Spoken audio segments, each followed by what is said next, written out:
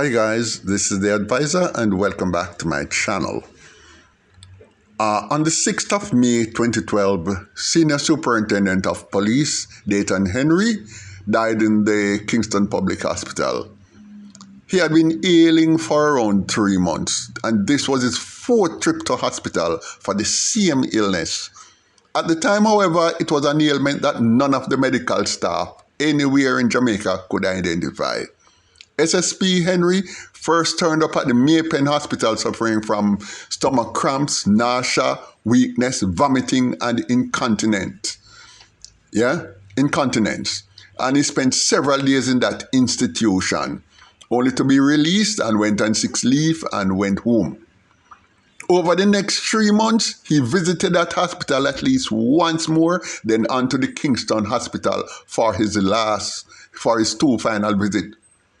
And none of these occasions had any cause being found for the SSP's illness. After several long months of suffering, he died on May 6th, 2012, still without any known cause for his illness. Well, I remember that case very well because it was well publicized. It was on television, on the news, it was everywhere. You know, not just his death, but his illness. His story made the news every night, and the newspapers, radio, and so on.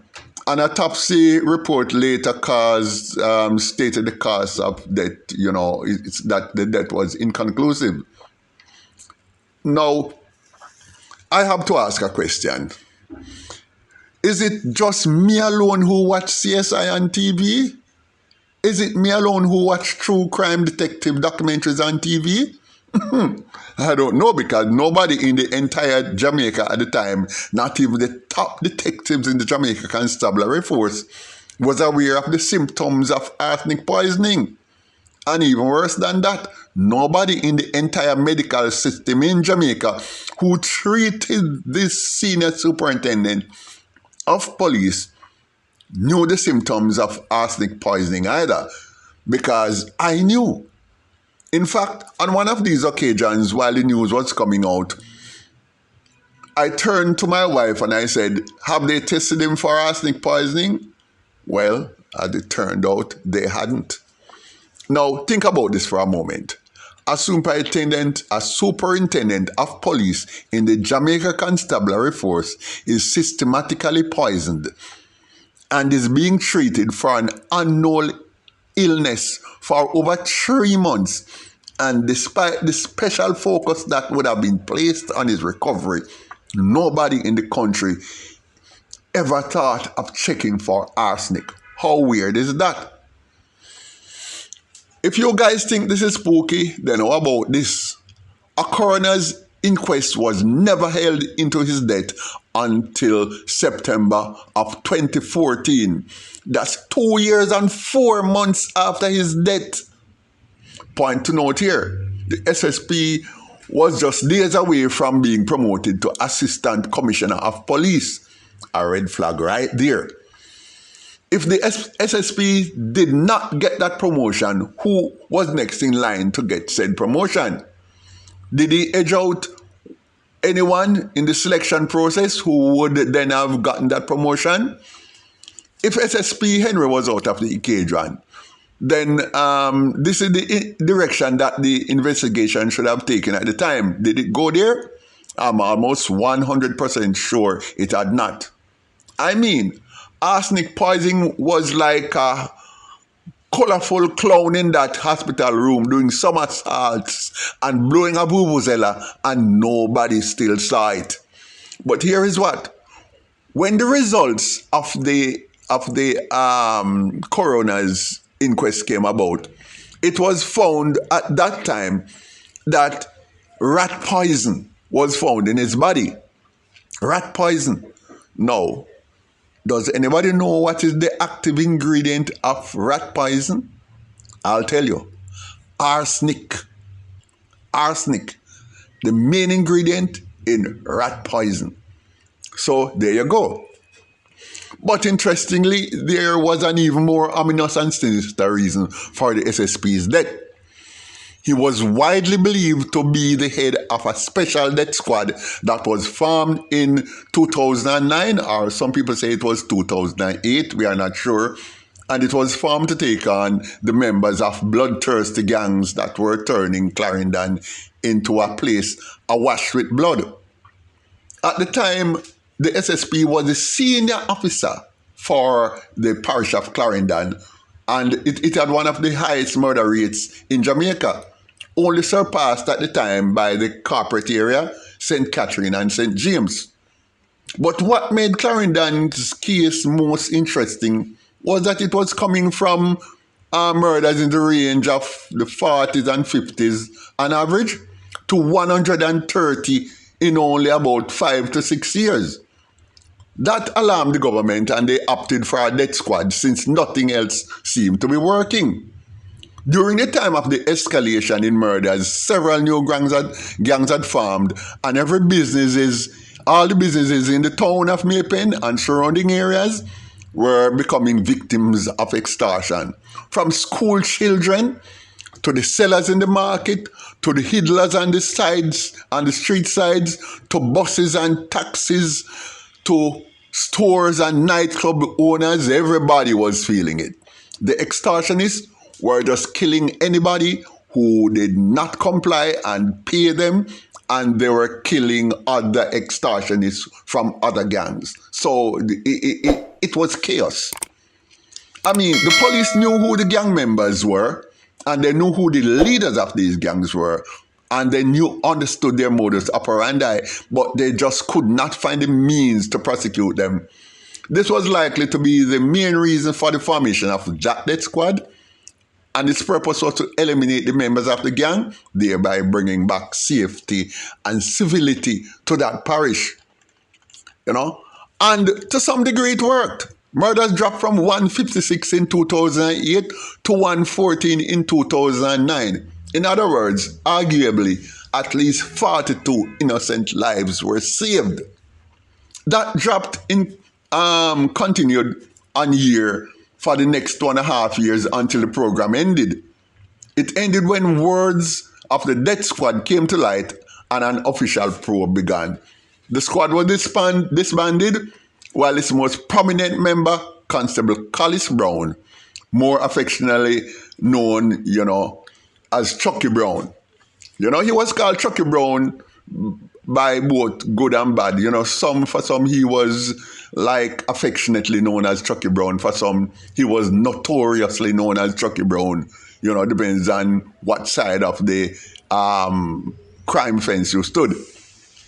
Chucky Brown was arrested and charged for several counts of murders in relation to the death of gang members in that said Clarendon division.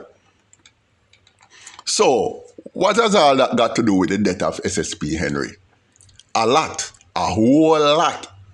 When Chucky Brown was arrested, he was not given bail. He was kept in lockup like a common criminal, and the entire Jamaica Constabulary force, who had sent him to do their dirty work, clean up the mess that had gone out of control and which they were too inept to fix, they totally abandoned him.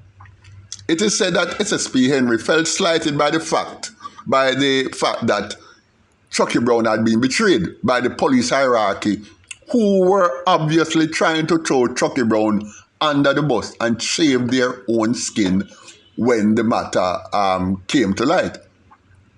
The SSP was said to have made it known to his senior officers that they should do something to save Chucky Brown, or he would.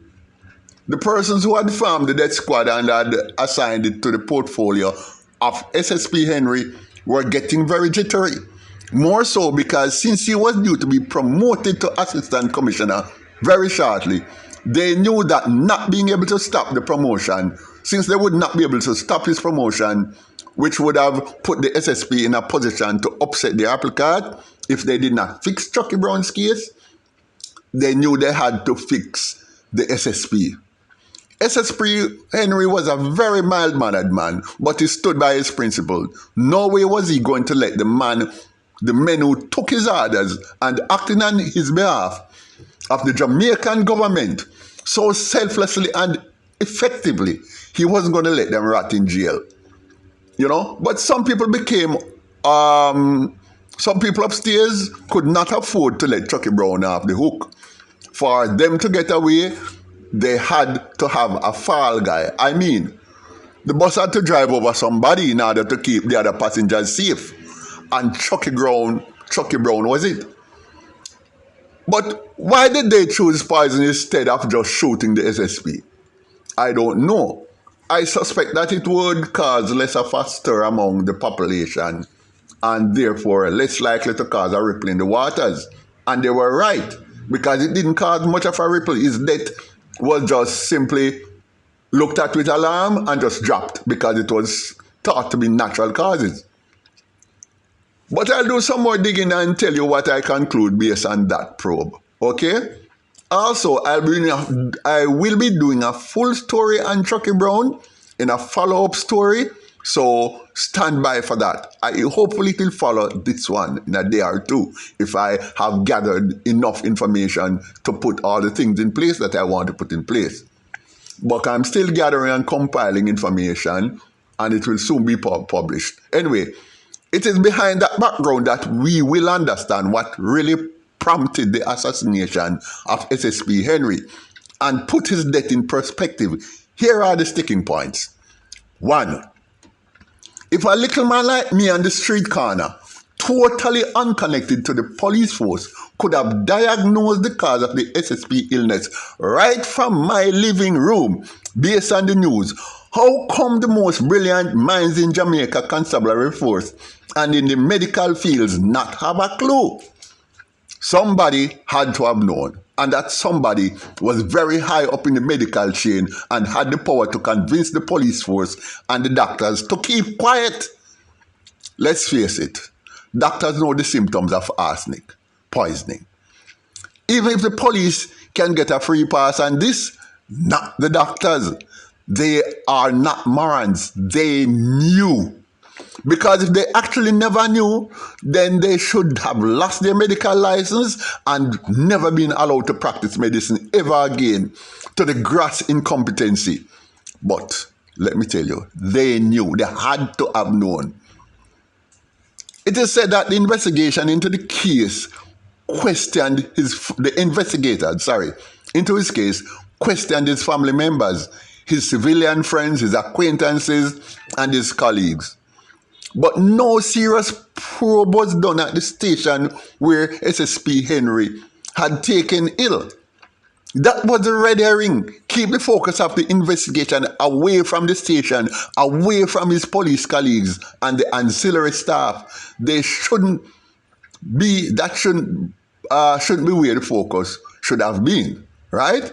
As far as they are concerned. But here are some facts. Listen to this. The SSP always took ill at work. So if he always take ill at work, why are you probing his home and family? You know? First thing, point 2. The SSP entered hospital 5 times over a 3-month period. And he always entered from work. And in all the time that he keeps going to hospital and think, nobody ever thought of checking for poison in his system. 3. Each time he took sick leave and was recuperating at home, he got better. Every time him go home, him get better. Every time him come back out to work, him get sick. Now, I want somebody to tell me if those dots were not easy to connect. I heard that there is a canteen where meals are prepared on the premises of the police station. It is a divisional headquarters, so I would think that should be correct. I've never checked it out myself, so I'm not sure. But if so be the case and meals are prepared on the premises, who did he eat there? And who brought him those meals? I don't know. But that is something that would and should have been checked out, because the person who feed him with the arsenic every time he came back out to work after getting better. Because every time he come out, within days he's back in hospital. Sometimes. Also, the SSP, this senior superintendent of police, is also a coffee drinker who made his coffee, who washed his coffee cups, who his spoon, the knife, and his cutlery, who handled them. You know, he was being poisoned at his office. The poisoning was systematic and relentless. Had I been a detective, I would have focused on his workplace. I would have singled out several individuals. In order to do that, I would want to know: A, did he eat at the restaurant there on the premises? B, who brought him his food? Who carried it? Did he go pick up his food himself, or was it brought to him at his desk? And if so, who brought it to him? Who makes his coffee in the mornings? Or who washed up the coffee cups, etc.? Or who had access to his cutlery and tableware? Had there been any new ancillary? And this is important. Had there been any new ancillary member of staff employed to that station around the time the SSP started taking sick? Yeah, by ancillary staff, I mean persons who would clean the office, mix the coffee, and take care of the other mundane office duties. And if so, was that person new to the job? And if they were already in the system, where had they been that person been transferred from? Bear in mind that the person who poisoned the SSP had to be someone who he trusted enough to eat things that that person handed to him. And since he was known to visit Rumbar, those visits were even though he was known to visit Rumbars, those visits were very infrequent. Furthermore, people don't get poisoned at Rumbars in Jamaica. Here is why. In Jamaican culture, nobody hands anybody an open bottle at a Rumbar or any such social get-togethers. Your drink is either mixed in front of you, or the bottle opened in front of you, or it is handed to you sealed and you open it yourself. So, I ask the question: who did the SSP trust enough that the person could remain in his confidence even after each dose of poisoning and his visits to death's door? And that person had his confidence enough to still feed him and send him back till him dead. Who? There can only be a few people. But hold on there. Why did the then Commissioner of Police, Owen Ellington, go on pre-retirement leave just after the announcement of an intention by the courts to hold a coroner's inquest? What do you know about the death of SSP Henry, former Commissioner Ellington? Could a death squad of 16 men be formed in the force and have 2 unmarked government vehicles assigned to them from the TNR division without your knowledge? And if you did not know, then who had the authority to make those assignments and form those squads? And whose signature were on the administrative documents making all of that possible? Who? And you, Peter Bunting, you were Minister of National Security at the time. How would the results of the probe into the Clarendon death squad have affected you if the SSP had still been alive? What did you know about it? You were the big dog, the alpha male in the park. Did you know anything? Or was the tail wagging the dog? I'm just asking. No small fry could have carried out this operation so successfully. Only bigger heads had the resources and the wherewithal to pull off such a brazen act against a senior cop without any repercussions. Chucky Brown could not have formed a group of assassins with 15 others and gone off on a frolic of their own, since during this time, the policemen involved were not known to have performed any other task while on duty, apart from driving around looking for targeted members of gangs. Chucky confessed that they were given unmarked cars and guns to carry out their killings. Who supplied them? It certainly was not the small fry cops. It must be the ones at the very top of the food chain. Even at this late stage, if the police wanted to find out who killed the SSP, they could find out. Even if they did not have enough to take the matter to court after so many years, the fact is only a very selected group of persons would have had the motive to kill him. And even a lesser few would have the opportunity. In other words, the one and only one probable person who were closest to him at the station did it. And I'm sure we can call that one name. Or the most it could be is two persons involved, but it's one. And I'm sure everybody at that station at the time could call that one name. Why didn't do that? Why didn't any of the investigators ask? Maybe it was not even investigated apart from his family. It has been said that God don't wear pajamas, but if there was really a God, not only does he wear pajamas, him don't even leave in bed. In fact, by the look of things, him don't even seem to wake up at all. Him in a coma, but not by business. I'll just leave that alone. Please share the video so that others who care about Jamaica and its problems can stay informed. Part 2 coming up will give the full details of the Chucky Brown story, the one that's connected to this. Thank you guys for listening.